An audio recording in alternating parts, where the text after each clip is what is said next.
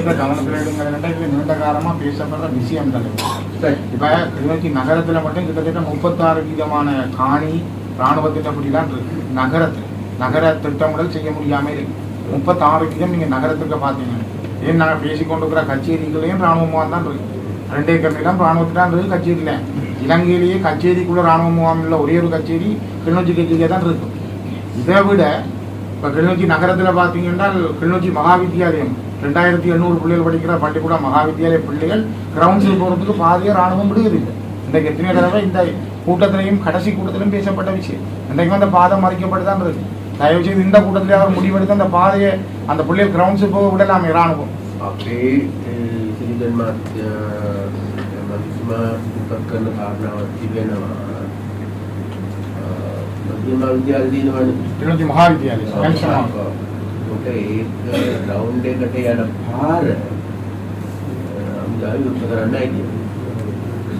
யுத்தம் இல்லாத நாட்டில்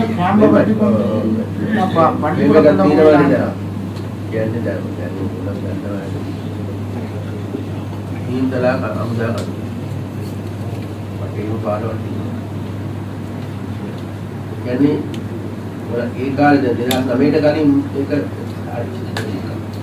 දැන් වෙනස් නේද?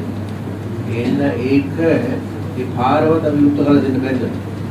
සර් මේක අපිට අපේ ජීවන්වත් ඇවිල්ලා බැලුවා. මේ ඇවිල්ලා බැලුවා ඊට පස්සේ කලින් හිටපු මේ ප්‍රතිකේ ක්‍යාවන් ඩොක්ටර් සේවානන්ද කැම්ප් එක ඇතුළු ගිහින් බැලුවා. In this regard, we visited that area with the principal and some school development society members. Actually, that access road divided to two. That camp is 2 parts. So that's why that army that it is difficult to go the security purpose open the road.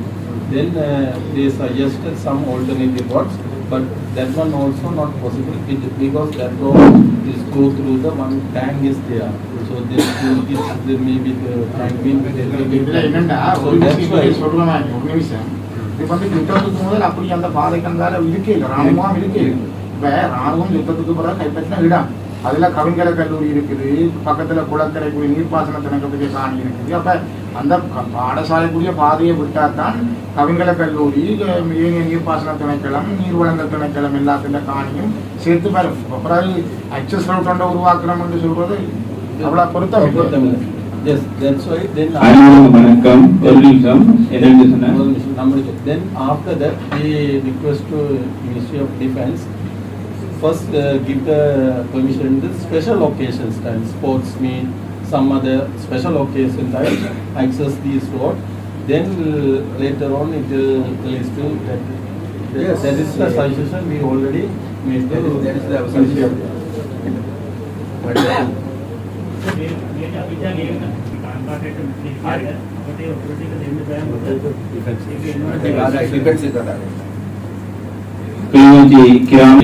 பள்ளிக்கூட அதுல அதிபரோட பேருந்து நாங்கள் போய் கதைச்சு ஒரு தீர்மானம் அதிபரோடு எடுத்தது. விசேட சந்தர்ப்பங்கள்ல ஆரம்பத்துல இந்த உண்மையான பார்வைகளால அனுமதிக்க போகிறது என்றும் காலப்போக்கில் அது இறுதி தீர்மானம் எடுக்கின்றது. பாடசாலை அதிபர் அந்த கடிதத்தை இப்ப எங்களுக்கு சமர்ப்பித்து நாங்கள் பாதுகாப்பு அமைச்சுக்கு அந்த விடயத்தை தெரியப்படுத்திட்டோம். அதுவும் கௌரவ அமைச்சர் அது சம்பந்தமான சிபாரிசை தான் பாதுகாப்பு அமைச்சரோட கைப்பற்றி சொல்லிட்டு தொடர் நடவடிக்கை அறிக்கையில் சேரும். அந்த பள்ளிக்கூட பாதை அந்த இராணுவத்தால் விடுவிக்கப்பட்ட காணிகள் எவ்வாறு வழங்கப்படுது மக்களுக்கு, அதிலே முரண்பாடுகள் எங்கள் கட்சிக்காரர்களுக்கு இருக்கிறது. வழங்கப்பட்ட காணிகள்ல திருப்பி மக்கள்கிட்ட வழங்கிக்க முறைகேடுகள் நடக்குது.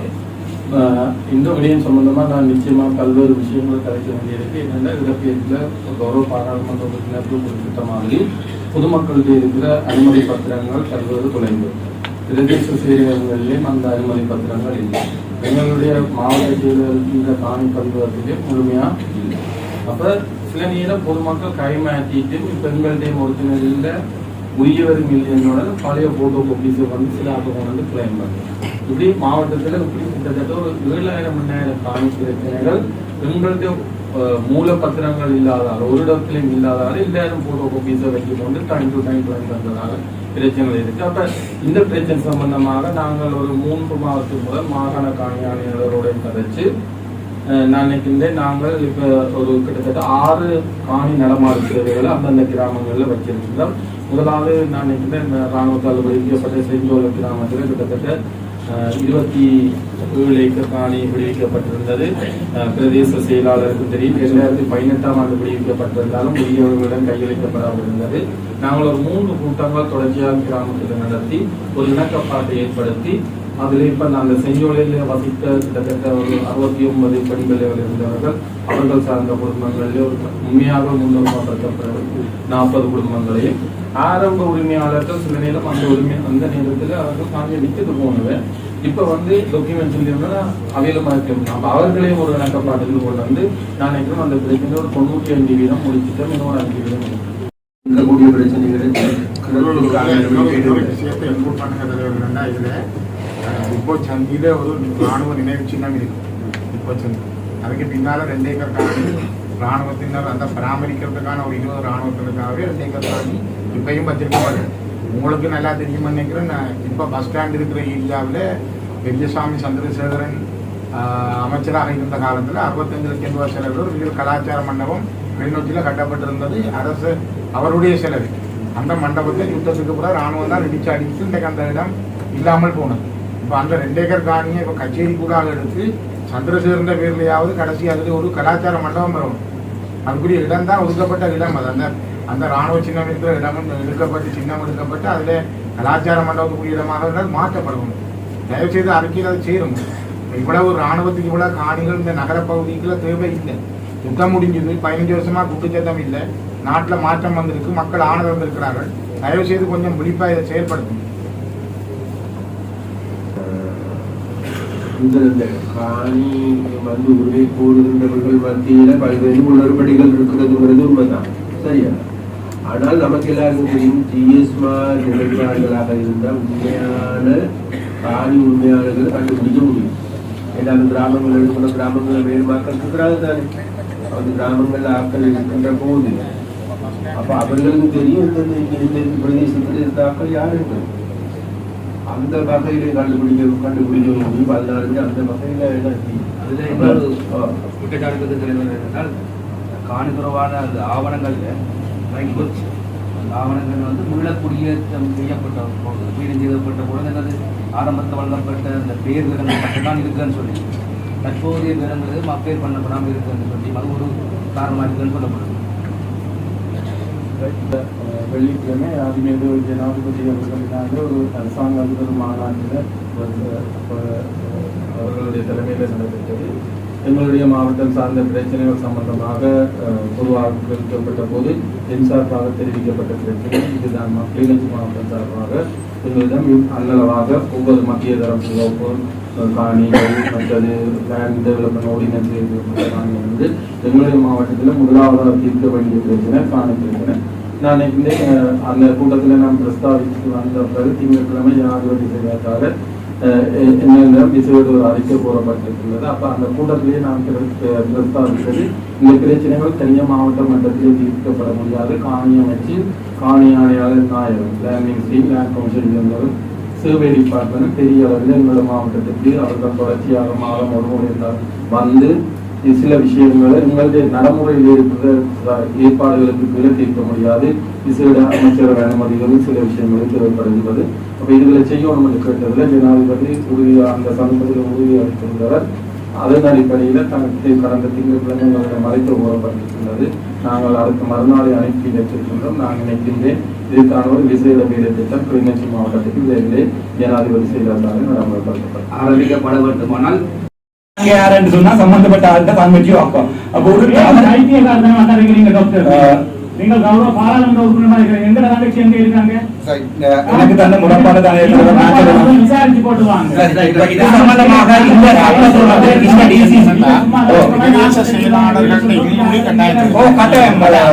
பாராளுமன்ற பேசுறது என்னென்றால் இது எல்லாத்தையும் நான் ஒரு தலைமைக்கு அதாவது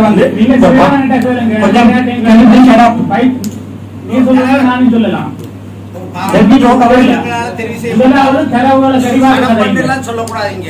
மற்றது ரெண்டாவது இங்க ஒரு அதிகாரிகள் தான் இப்ப இங்க வந்து பாராளுமன்ற உறுப்பினர் கணக்கு திருப்பி கேட்கிற சொன்னா நீங்கள் உங்களுக்கு நீங்க நினைச்சு கொண்டிருக்கீங்க உங்களுக்கு அரசாங்கத்துக்கு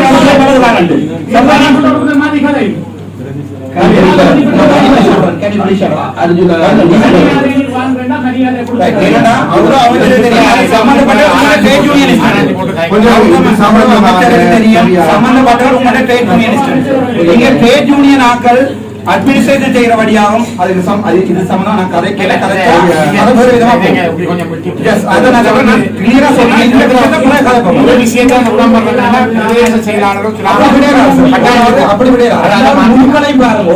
அந்த காசையும் கூட்டிக்கணும் அங்க இருக்கிற 3000 மாட்டிக்கிட்டு அந்த தலைமை பதவியை தாங்கள் சம்பந்தமான அமைச்சரோட கதைச்சிருக்கிறோம் அவர் சம்பந்தமா இங்கோடையும் போட்டுருக்கேன் கொண்டு போகாமல்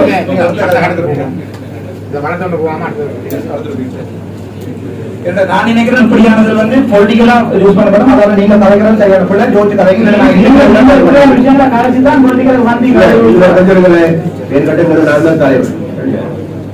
நான் ஒன்று சொல்றேன். நான் கேட்டேன் இவங்களை வந்திருக்கிறது உங்களை கலைக்கிறவங்களை வந்து வந்து கூடுதல் அப்படின்னு திணைக்கலைஞர் தலைவர் அவர்களுக்கு நாங்கள் மரியாதை கொடுத்து செஞ்சு கொள்ளணும், மரியாதை பெற்றுக் கொண்டதும் சரியா. அப்ப அந்த நேரத்துல இப்ப இவங்களை பேர் கட்டப்பட பிரச்சனை வருது. அர்ஜுனா வந்து நான் சொல்றேன் இவங்களை வந்து இந்த விஷயத்தை பதிவாக தெரிஞ்சு கொள்ளாம நம்ம பேசணும். அதனால இது பூரணமாக தெரிஞ்சு கொண்டு அறிஞ்சு கொண்டு இதுக்கான முடிவுகள் எடுப்போம். அதுக்கு பிறகு இந்த டிசிஷன் எடுப்போம். அதனால வேண்டி நம்ம ஒருத்தரை வந்து தர குறைவாக பேசுகின்ற பொழுது அது வந்து நல்லதில்லை. எங்கிட்ட பிறகு ஒருத்தர் நம்ம வேலை செய்யற வேலைக்கு அப்ப அந்த ஆட்கள் அதிகாரிகளோட ரொம்ப வேலை செய்யும். பழைய அலுவலர்கள் பழைய விரும்பினார்கள் மட்டும் இப்போதைக்கு தலைவராக இருக்கும் சகாதேவன் தான். சரி, அது மாத்துறதா இல்லையா அல்லது அது நடவடிக்கை இந்த குவாலிபிகேஷன் எனக்கு தெரியும். வேலை அரசாங்கம் கொடுக்கிறது மக்கள் அடிப்படையில் ஏற்கனவே போராட்டம் யார் இந்த ட்ரேட் யூனியனா அதிவாரிவாங்க அது வேற மக்களுடைய முறைப்பாடு நான் அது பெருந்தெடுக்கிற அமைச்சர் அமெண்ட்மெண்ட் செய்ய வேண்டாம் தான் நான் சொல்றேன். செஞ்சிருக்கிறவங்க அதை வந்து அவர் சொல்றாரு தவிர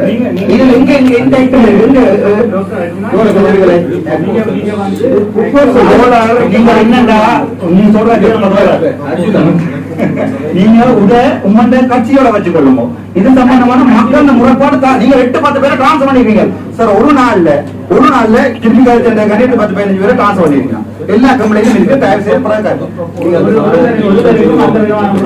நீங்க உங்களை விரும்பின மாதிரி ஆக்களை டிரான்ஸ்பர் பண்ணவும் விரும்பின இது கவர்மெண்ட் இன்ஸ்டிடியூஷன் டிரான்ஸ்பர் ஓடர்ஸ் இருக்கு.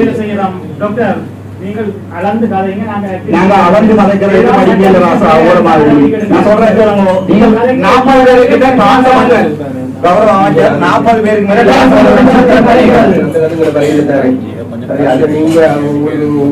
எனக்கு வந்து அமைச்சர் தெரியும் பேசுங்க. அப்படியாப்பட்ட பிரச்சனை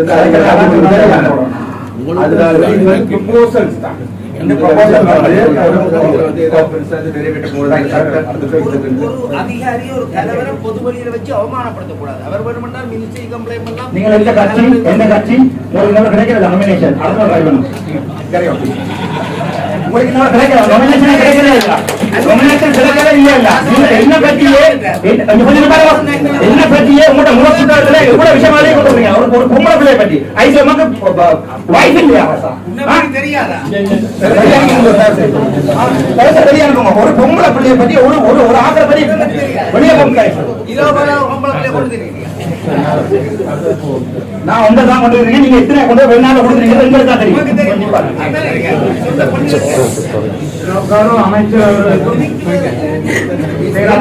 இன்வைட் பண்றீங்க. எது சம்பந்தமா எது சம்பந்தமா இன்வைட் பண்ணீங்க? இவரை அன்இன்வைட்டட் கெஸ்ட் ஒரு அன்இன்வைட்டட் கெஸ்டோட ஏன் இப்படி பிரச்சனை உருவாக்குறீங்க? யார் இன்வைட் பண்ணினது இந்த மீட்டிங்க்கு? இவர் எது சார்பாக வந்தார்? என்ன அடிப்படையில் உள்ளுக்குள்ள வந்து நான் கதைக்கிறது ஒரு மக்களோட பிரச்சனை, இந்த தனிப்பட்ட பிரச்சனை ஓபன் பண்ணி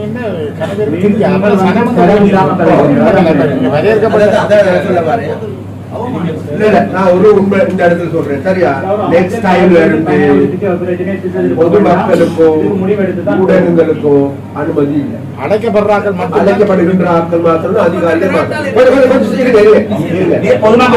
அரசியல் கட்சி தான் சரியா.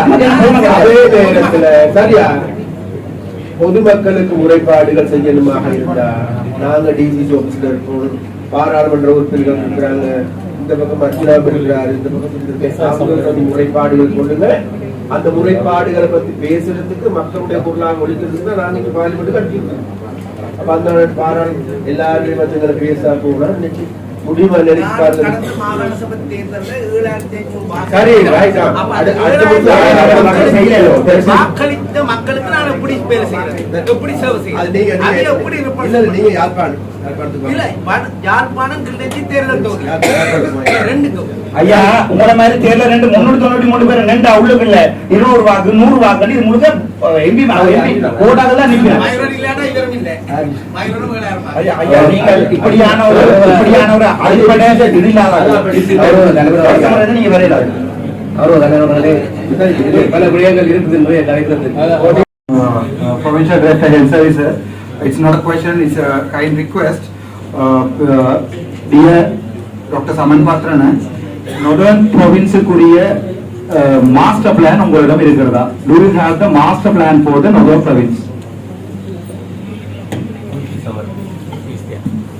No, we don't have a master plan for the provincial department per se, but different hospitals have separate master plans. Okay. So okay. So யாழ்ப்பாணத்துக்குரிய வடக்கு மாகாணத்துக்குரிய வைத்தியசாலையில எப்படி நிர்வாகிக்கப்பட போறோம் என்ற மாஸ்டர் பிளானே வடக்கு மாகாணத்தில் இல்லையா? சரி, ரெண்டாவது you have said that there are separate health master plans for the district, isn't it? Do you have the district master plan at least? No, I have no idea about that so far. Okay, this is very mandatory because without having a master plan, you can't have a health system running in the any part of the Sri Lanka. If you go to southern province, there is a clear. If you go to Kandy, there is a clear master plan. So we have district master plan. மூன்றாவது annual action plans. Sorry, Dr. Samanpatrana, do you have annual action plan for the each and every RDHS, at least the annual action plan? Yes. Okay, so is it okay if I ask you the annual action plan from 2022 to 2024? Yes, the Kilimanjaro RDHS is here, I think. Yes, yes, please give me, I'm requesting Honorable Minister to get the annual action plan. Okay. And then, do you have the proposal for the completed projects and the separate ongoing projects? Do you have the proposals? Yes, understand. Okay, so I would like to request that also through the chairman. And do you have the progress reports for the current running projects? Do you have? Yes. Okay, that also I would like to request. And do you have completed health project? Completed project right. Completion reports then each and every project. Sure. Yes. So make a these are finished. அதாவது இதுல இவ்வளவு அதாவது எங்களுடைய வடக்கு மாகாணத்துக்குரிய எந்த பிளானும் இல்ல, ஒவ்வொரு டிஸ்ட்ரிக்ட் டெவலப்மெண்ட் ஹெல்த் பிளான்ஸும் இல்ல. சரியாக சொல்றேன், ஒவ்வொரு வைத்தியசாலைக்கும் நம்மளோட சம்பந்தப்பட்ட சொல்லியிருக்கார் வைத்தியசாலைக்குரிய பிளான்ஸ் இருக்குது. அதுக்கு வைத்தியசாலைக்கு கூட மாஸ்டர் பிளானும் இருக்கணும், அனுலக்ஷன் பிளானும் இருக்கணும். எனக்கு விளங்கியில எத்தனையோ மில்லியன் பாவிக்கிறோம்னு சொல்றோம் ஐயா. ஆனா எந்த வடக்கு மாகாணம் எப்படி ரன் பண்ண போத மக்களுடைய மாஸ்டர் பிளானே எங்கள்ட்ட இல்ல. இன்னொரு 10 இயர்ஸ்க்கு கூட எந்தெந்த ஹாஸ்பிட்டல் எப்படி செய்யணும்ன்ற ஒரு ஐடியாவே நம்ம ஸ்பீடிக்கு இல்ல. அதோட டிஸ்ட்ரிக்ட் பிளான்ஸ் கூட இல்ல. அதாவது இந்த டிஸ்ட்ரிக்ட்ல இருக்க ஹாஸ்பிட்டல் என்னென்ன இந்த இதுல அடுத்தடுத்த ப்ராஜெக்ட் என்ன செய்யப்படும் வளமை என்ன நடக்குது என்றால், ஏதாவது ஹாஸ்பிட்டலுக்கு கால் பண்ணி சொல்லுங்க, டாக்டர் எங்களுக்கு ஓபிடிக்கு யாருக்கு பெயிண்ட் அடிச்சு தருவீங்களா, ஓம் செய்வினம். அதுதான் அந்த அனுவல் ஆக்ஷன்ல பிளான்ல வராது. எனக்கு ஒரு request, I would like to kindly request you I'm not going to blame any government officials. I just want to make a master plan for the northern province for the health system, and because I'm coming from the health sector, and do the district plan because there's a board certificate consultant, sir. One minute. There's a board certificate consultant, Dr. Vinodan is here. He's a board certified health administrator. So with them I want to work. So I will give the kind request for them. And second thing is, they have completed most of the project. As a parliamentarian, is there any way that I can go and see the completed projects? Yes, I can go now. So the kind requests are being sent to you, so you can next time you can call the police and say the person is trespassing my area. So this is for the PDHS through the secretary through the chairman of this committee. I will give you, and then I am requesting the following documents to find out is there any illegal or is there any misconduct or misuse of money. So these are the letters to be sent to the provincial director and the health sector. So we will, I am not going to blame anybody, I am not going to find fault. I just want to make sure, because I am coming from medical field, I just want to have a master plan for the northern province. So we can think in another 10 years, Coimbatore Base Hospital or Kilnochi RDHS, how is it going to be? Now we can't do every master plan on the 31st of December. This is what is happening. So take me to there, I will help. If I can't help, I will get some others help. Because when I come to the Charity Hospital, he suggested me to work as a deputy PD. If I work as a deputy PD, I would have never gone to Charity Hospital, no problem will come. So this time I would like, through the governor, when you plan a master plan, kindly make a master plan for the northern province, and so many projects have been done. So that I would like to go and see anytime. So the request is given through you, sir. So there will be no court cases more than 22. I will get from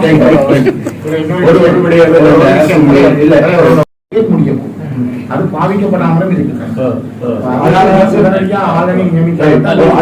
master plan கேட்டு நான் என்னென்றால் master பிளான்ல இருக்கு மாதிரி they have to do the card revision. Yes, sir. They are telling no card. தொடர்பாக நாங்கள் ஜனாதிபதி அவர்கள் தலைமையிலான கூட்டத்திலே கலைத்து எங்களுடைய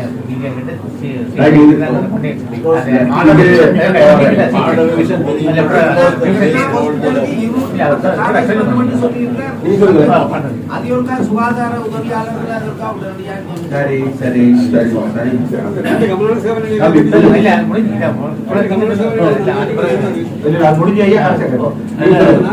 மாகாண சபையினுடைய திட்டமிடல் சம்பந்தமாக கௌரவ பாராளுமன்ற வகையில நாங்கள் வளமையாக என்ன சொல்றது எங்களுக்கு நிதி ஆணை கூறுவது அந்த மாகாண சபையில திட்டங்கள் ஒழுங்குபடுத்தலாம். அவையின் வழிகாட்டுல நாங்கள் எங்களுடைய தேர்வு மதிப்பீடுகளை தயாரித்து அந்த அமைச்சிட்டு துறைசார்ந்த ரீதியாக அப்ப இந்த பிரதேசத்தை முன்னேற்ற வேண்டிய பொறுப்பு நமக்கு இருக்கு, அரசியல் அரசு அதிகாரிகளுக்கு இருக்கு. அதுல முக்கியமான விடயம் தான் சுகாதாரம் கல்வி. அப்ப இந்த சுகாதார தொடர்பிலான இன்னும் எங்களுக்கு மாவட்டத்துக்கான ஒரு வேலை திட்டம், ஒரு திட்டங்கள் இல்லைன்னு சொன்னா, ஒரு மாஸ்டர் பிளான் ஒன்று இல்லைன்னு சொன்னா, இப்ப நாங்க எங்க போய் சொல்றது? அதனால பிளீஸ் நான் கேட்டுக்கொள்றேன், இனி வருகின்ற காலங்கள்ல நாங்க திட்டங்களை நடைமுறைப்படுத்துறோமா, காசு கிடைக்குதா இல்லையாங்கிறது அல்ல பிரச்சனை. இருந்த போது எங்கள்கிட்ட கேட்கிறாங்க, ஒரு சில ஆட்கள் கேட்கிறாங்க, வெளிநாடுகள் டயஸ்போராக்கள் கேட்கிறாங்க, உங்களுக்கு சுகாதாரத்துக்கு வந்து ஏதாவது ரெடிமேட் ப்ரொபோசல் தாங்கன்னு கேட்கிறாங்க. ஒன்றும் கொடுக்கறதுக்கு இல்லைன்னு. அப்ப அதனால அப்படியாப்பட்ட ரெடிமேட் ப்ரொபோசலை எங்களுக்கு தாங்க, இதனால வரைக்கும் உங்களை விரும்ப இனி செய்யுங்கன்னு நம்ம கேட்டுக்கொண்டு கொண்டு, அது இன்னொரு விஷயத்தை நான் சொல்றேன். இது நாள் வரைக்கும் இல்லாத அளவுக்கு இந்த முறை வரவு செலவு திட்டத்துல இது நாள் வரைக்கும் இல்லாத அளவுக்கு கூடுதலான நிதி ஒதுக்கீடு சுகாதார திட்டங்களுக்கு வரும். அதனால கூடுதலாக வேலை செய்ய முடியும். நாங்கள் கூடுதலாக இது நாள் வரைக்கும் இல்லாத அளவுக்கு கல்விக்கு நிதி ஒதுக்கீடு செய்யறோம், இது நாள் வரைக்கும் இல்லாத கூடுதலான சுகாதாரத்துக்கு கல்வி ஒதுக்கீடு செய்யறோம். சொல்லக்கூடாது எங்களுக்கு காசு இல்லை, அது இல்லை, இது இல்லைன்னு சொல்லாதீங்க. அதனால பிளான் ஒன்று தயாரித்து கொள்வோம். So PDC, let me talk one second, sir. என்னென்றால் எங்களுடைய வடக்கு மாநிலத்தில் இருக்கிற மாகாண சபைக்கு உட்பட்ட ஆர்டிஜிஎஸ் ஹாஸ்பிட்டல் எல்லாத்தையும் திருப்பி ரீஅனலைஸ் பண்ணணும். திருப்பி ரீஅனலைஸ் பண்ணி அங்க இருக்கிற ரிசோர்ஸ் என்ற பிரச்சனை, ஹியூமன் ரிசோர்ஸ் என்ற பிரச்சனை, அவரை எல்லாமே திருப்பி ஸ்டடி பண்ணணும். ஸ்டடி பண்ணி ஒரு மாஸ்டர் பிளானோட கிரியேட் பண்ணணும். I would like to convey this message to the PDS and Dr. Saman Patrana. We have to create a master plan for the modern practice at least for 5 or 10 years. Then from there, open time you can break small pieces and get the funds from each and every funding agency. Say for example ADB or any other funding agency we can get it. If you don't have the master plan, when they come with the money, we are giving proposal immediately made within 1 week or 2 weeks. That's a thing.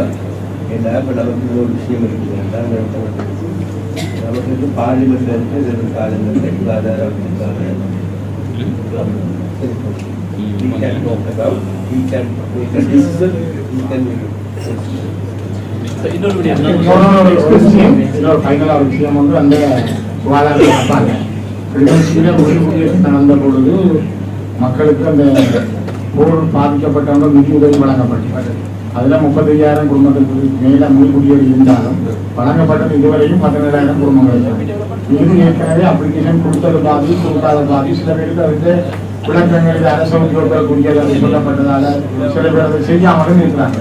இன்னைக்கு இந்த விஷயத்துல மனித ஆணைக்குழுவும் அந்த எதிர்காலத்தை வழங்க வேண்டும் தீர்மானம் நிறைவேற்றப்பட்டது இருக்குது. தயவு செய்து இந்த கவர்மெண்ட்லயாவது நீங்கள் அந்த பாதிக்கப்பட்ட மக்களுக்கு அந்த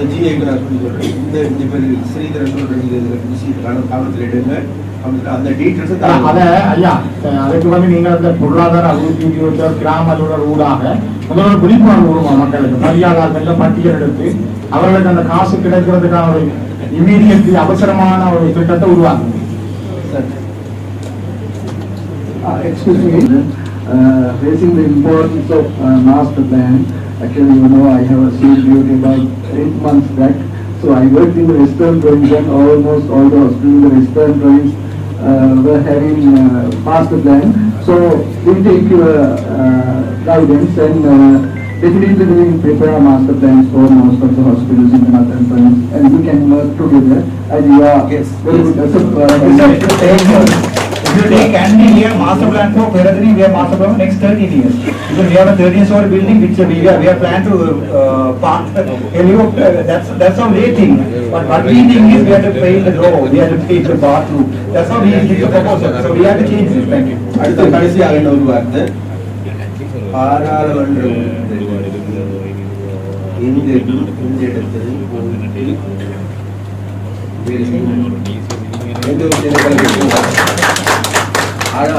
பாராளுமன்ற உறுப்பினராக இருந்து உங்க வேலையில் செய்யுங்க. ஆனால் கம்புகளுக்கு போவாங்க.